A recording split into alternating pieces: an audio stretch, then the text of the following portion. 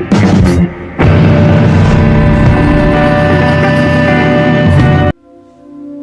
आप तैयार हैं एक ऐसी यात्रा के लिए जो आपको इतिहास की गलियारों में ले जाए, जहां आस्था और संस्कृति का अटूट मेल हो। मैं बात कर रही हूँ भारत का हृदय और मध्य प्रदेश का दिल कहे जाने वाला विदिशा की, जहां 125 वर्षों से चली आ रही रामलीला का भव्य आयोजन होता है।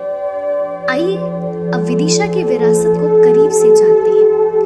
यूनेस्को विश्व धरोहर स्थल सांची स्तूप, जहां शांति और इतिहास एक साथ सांस लेते हैं। सम्राट अशोक का बनवाया गया ये स्तूप बौद्ध धर्म के प्रसार का प्रतीक है। सांची से कुछ दूरी पर स्थित उदयगिरी की गुफाएं प्राचीन भारतीय कला और संस्कृति का खजाना है। पत्थरों को काटकर बनाई गई गुफाएं हमें 5वीं शताब्दी के कलात्मक वैभव की एक झलक प्रदान करती है। यहाँ के शैलकृत मंदिर और मूर्तियां उस समय के धार्मिक विश्वासों और कला के उच्च स्तर को दर्शाते हैं। अब हम चलते हैं चरण तीर्थ धाम की ओर, जो आस्था का एक प्रमुख केंद्र है और कहा जाता है कि यहाँ भगवान राम के चरण पड़े थे, जिससे इस स्थान को अद्वितीय पवित्रता प्राप्त हुई है। यहाँ का शांत वातावरण और धार्मिक मान्यताएं हर किसी को एक अलग ही अनुभूति करवाती है।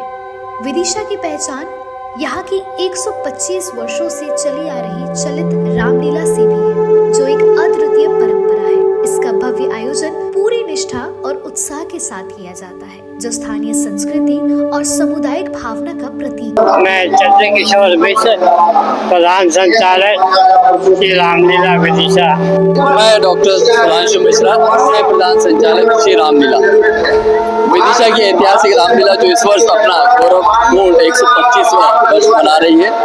ये 1901 में इसकी रूपरेखा रखी गई। 1902 में ये रामलीला प्रारंभ में रामलीला केवल 10 दिनों की होती थी, परंतु समय के साथ बढ़ते बढ़ते 27 दिनों की होने लगी।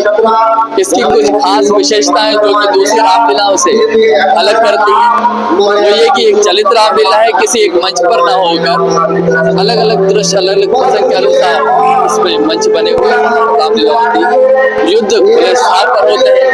अयोध्या कुछ अलग है, एक बिल्डिंग के रूप में, सामने की तरफ लंका है, ये भी पक्की बनी हुई है। इसके अलावा यहाँ पर लगभग 500 के करीब कलाकार स्वार्थ भाव से बिना किसी सेवा शुल्क लेकर कार्य करते हैं। सालों से पीढ़ी दर पीढ़ी ये कार्य करते चले आ रहे हैं।